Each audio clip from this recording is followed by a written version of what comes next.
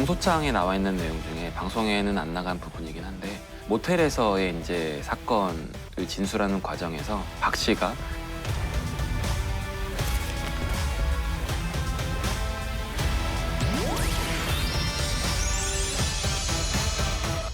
안녕하세요. 저는 이번 그가 살고 싶다 1414회 편 제작한 홍석준 PD라고 합니다. 이번 사건은 2021년 11월경에 20대 초반이었던 피해자가 자신이 삼촌이라고 부르면서 가깝게 지냈던 지인에게 운전 연습 도중 그 수차례 성폭행과 성추행을 당했다고 호소했고 그 뒤에 이제 정신적인 퇴행하는 모습을 보였는데요.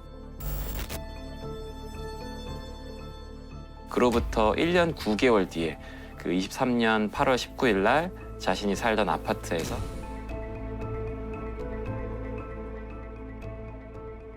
취재를 시작하신 계기가 어떻게 되시나요? 이 사건을 처음 알게 된 거는 어떤 이제 기사를 통해서 접하게 됐었는데요. 제가 봤을 때 가장 인상적이었던 거는 처음에 24살이었던 피해자가 사세 수준으로 인지 상태가 퇴행했다라는 점이 저는 되게 좀 충격적으로 다가왔고요. 그리고 확인을 했을 때 그 피해자 진술 없이 사망한 걸로 이제 파악이 됐는데 이런 경우에는 사실 피해자 진술 없이 유죄가 인정된 판례가 한 건도 없다고 하더라고요. 그래서 이번 사건을 다루는 게 좀 의미가 있겠다라고 생각이 들어서 취재를 진행하게 됐습니다. 그럼 정신적 퇴행 이후에 피해자의 상태는 어느 정도였나요? 일단은 저희가 확인할 수 있는 부분은 피해자가 사망했기 때문에 진료 기록과 촬영됐던 영상들로 좀 간접적으로 파악을 할 수 있었는데요. 언니라고 해도 되는 데가. 근데 뭔가 그것도 있을 것 같아. 이상해. 거기에? 근데 살짝인데? 살짝. 왜 자꾸 흔들려? 일단은 거기에 나온 대로만 보면은 제대로 된 의사소통이 불가능했던 상태였다고 하고요.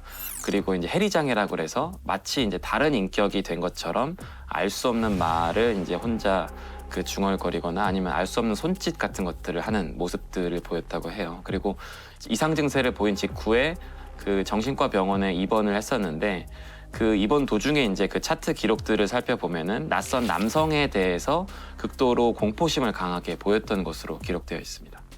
정신적 퇴행이 이루어지게 된 이유는 무엇인가요? 이 부분은 사실 이제 정신과 전문의들의 의견을 저희가 좀 자문을 구해서 들어봤는데요. 차트에 보면은 그 심한 스트레스에 의한 상세불명의 반응이라고 적시돼 있는데 이게 우리가 흔히 하는 PTSD, 외상 후 스트레스 장애라고 하더라고요. 그러면은 이게 외상 후 스트레스 장애라는 건 어떤 외상이 직접적인 원인이 되었다는 거고 그 외상이 해리 장애가 올 정도로 그 피해자에게 일생에 있어서 굉장히 강한 충격적인 사건이라는 거가 되겠죠. 그러면은 이제 그 시점에 그 24살의 피해자에게 씻을 수 없는 충격적인 사건이 무언가라고 이제 고려했을 때 저희가 피해자 휴대폰이나 부모님, 그 친구들 증언을 종합해 봤을 때 그 당시 운전 연수 중이던 박 씨에게 당했던 사건 외에는 없는 것으로 저희는 파악을 하고 있습니다.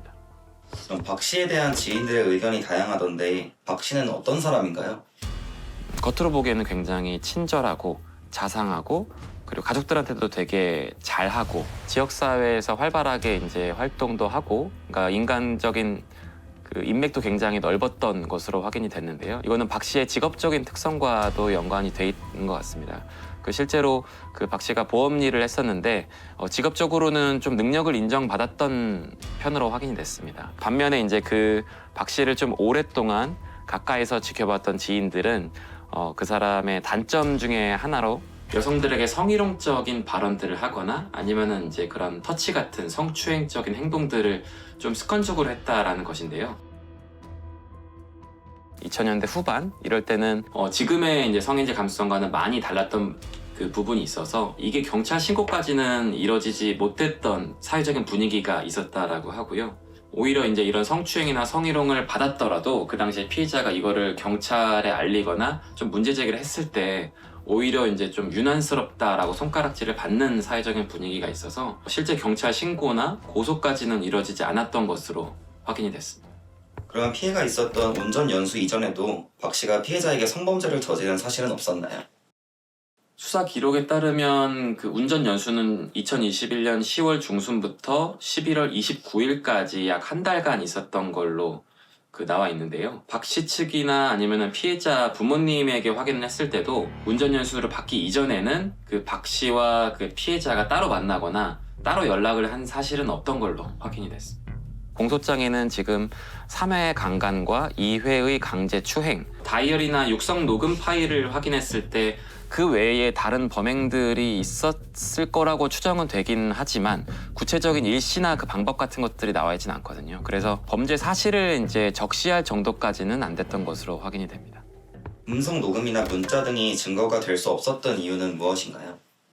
이 당시에 피해자의 상태가 수사기관에 가서 진술할 수 없는 상태였기 때문에 부모님이 하나씩 피해자가 잠시 회복을 할 때마다 이제 육성을 통해서 녹음을 한 건데요. 내가 거기서 당했던 거 그거 뭔지도 모르고 갔어. 내가 완전히 회복할 때까지 그때 얘기할게. 회복하면 얘기해 줄 수 있어? 다 얘기해 줄게.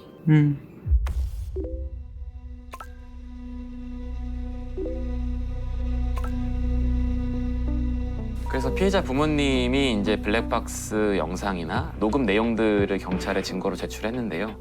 그래서 경찰도 이 부분은 바로 접수를 하고 확인을 했던 것으로 이제 파악이 됐습니다.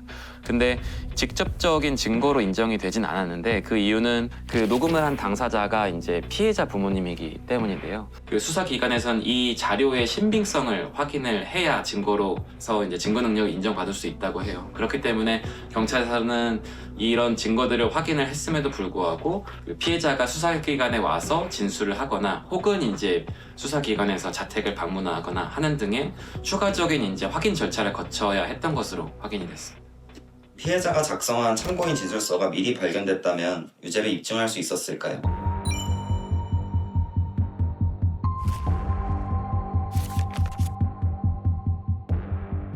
만약에 피해자가 살아있을 때 이런 기록들이 발견됐다면 아마 바로 수사가 재개됐었을 걸로 이제 추정해 볼 수 있습니다. 이거는 실제로 경찰도 그렇게 이야기를 하고 있고요. 이거는 자필 진술서기 때문에 경찰에서도 이제 필적 감정을 의뢰해서 본인이 이제 그 자필이 맞는지 확인을 했었던 걸로 확인이 됐고요. 하지만 이것도 앞서 말씀드린 것처럼 피해자가 어떤 수사 기관에 나가거나 아니면은 그 신뢰할 수 있을 만한 제3의 인물 앞에서 작성된 게 아니기 때문에 역시나 이제 수사 기관에서 직접 진술을 통해서 추가적으로 확인을 했어야 되는 절차는 남아 있었을 걸로 이제 예상이 됩니다.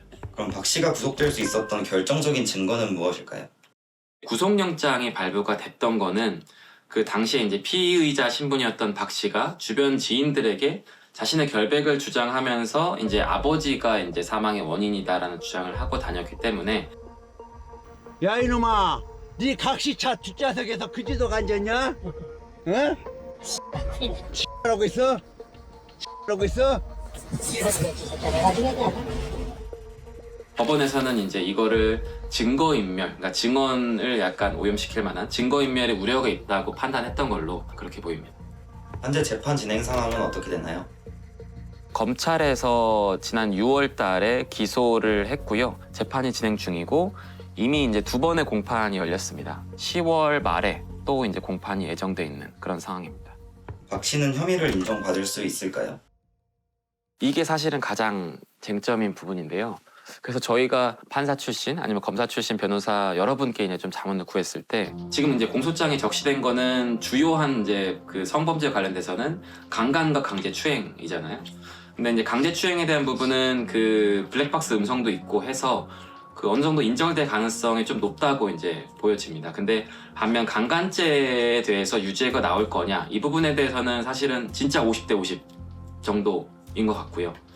약간 이제 회의적으로 보시는 분들도 이제 꽤 계셨습니다. 일단 형사재판은 입증 책임이 검사한테 있고 99% 정도로 이 사람이 범죄를 저질렀다고 확신이 들 만큼의 증거가 있어야만 유죄가 인정되기 때문인데요. 그래서 자료를 보면은 그 피해자가 성관계에 동의를 하지 않았던 거는 꽤 명확해 보입니다. 근데 이게 강간으로까지 인정이 되려면은 피해자의 동의하지 않음을 넘어서 강력한 저항이 있어야 되고 그 저항을 제압하기 위해서 폭력과 협박이 있어야 된다. 이게 이제 그 법적으로 명시된 강간죄의 해당 요건인데요. 그래서 이 부분에 대한 다툼의 여지가 좀 많은 상황입니다. 그나마 이제 의미 있는 근거가 그 아버님이 그 녹음하신 그 박 씨와의 대화 내용인데요. 여기서 이제 그 박 씨가 이야기했던 부분이 피해자가 그렇게 강하게 저항하진 않았다라는 내용인데 어떻게 반항을 안 해? 아니 완전 반항은 아니고 뭐 반항을 심하게 한 건 아니고 그냥 안 벗으려고 하는 정도였지. 이 부분은 그 피해자가 성관계를 원치 않았고 그리고 어느 정도 저항을 했다라는 근거로 인정될 여지는 있어 보인다라고 이제 변호사분들이 좀 이야기를 해주셨습니다. 피해자의 청구인 진술서에 강간죄 유죄를 입증할 만한 내용이 혹시 있었을까요? 지금 공소장에 나와 있는 내용 중에 방송에는 안 나간 부분이긴 한데 모텔에서의 이제 사건을 진술하는 과정에서 박 씨가 그 피해자를 그 저항하지 못하게 이불로 눌러서 이제 저항하지 못하게 했다 이런 부분이 이제 공소장에 적시되어 있거든요. 그래서 이런 부분들을 통해서 어떻게 보면은 강간죄를 입증할 수 있는 근거로 지금 검찰 측은 보는 것 같습니다. 방송에도 나왔지만 그 피해자 변호사님이 인터뷰를 통해서 말씀해 주신 부분이기도 한데요. 이 사건이 사실 기소돼서 재판까지 온 것 자체가 이제 기적 같은 일이었다고 해요. 그래서 왜냐하면 성범죄에서 핵심 증거인 피해자 진술이 없었고 그리고 사망해서 추후에도 받을 수 없는 상황이기 때문에 그래서 경찰 단계에서 수사가 중지됐던 거기도 하고요. 근데 이제 피해자가 사망한 이후에 그 검찰에서 좀 의지를 가지고 증거 수집을 하고 이를 토대로 구속영장 청구하고 그 기소해서 지금 여기까지 온 상황인데요. 그 과정에서 이제 피해자 부모님이 좀 굉장히 좀 안타깝게 지내고 계시는데 자기 딸이 집에서 사망했기 때문에 집에도 못 들어가시고 작업하던 컨테이너에서 지내고 계신 열악한 상황이었는데 피해자 부모님에 대한 지원도 이제 검찰 피해자 지원 센터라든지 그런 걸 통해서 잘 좀 이루어진 것 같습니다. 그 컨테이너에 냉난방 시설도 지원을 해드리고 화장실도 좀 마련해드리고 그래서 부모님이 감사하다는 말씀을 꼭 전해드리고 싶다라고 저희를 통해서 말씀해 주시기도 했고요.